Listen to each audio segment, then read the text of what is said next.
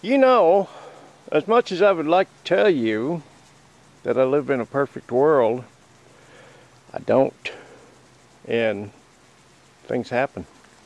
I'd like to tell you that I built this hot rod and put it together and started it up and started driving it and lived happily ever after, and that nothing ever broke. But that is not the real world. And I live in the real world.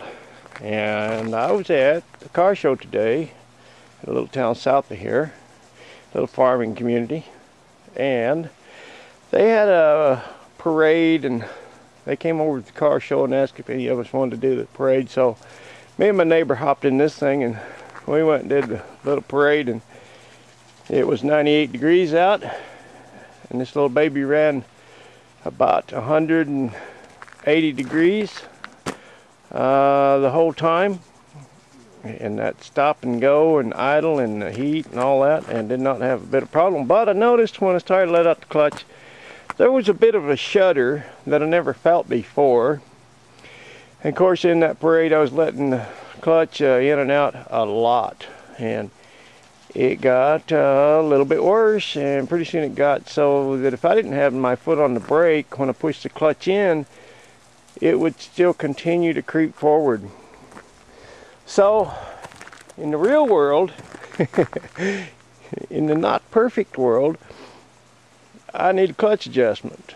And when I put that throwout bearing in, there was still a lot of meat on that throwout bearing, and the clutch is new, so I'm thinking that I can most likely just adjust that clutch and cure the problem. I hope so, but I won't rest until I get into it and see what the problem is. There was a big potluck after the car show, and a lot of people was wanting me to stop by there, and I go, no, I just can't rest until I get into this thing and find out what the deal is. So that's what I'm going to do.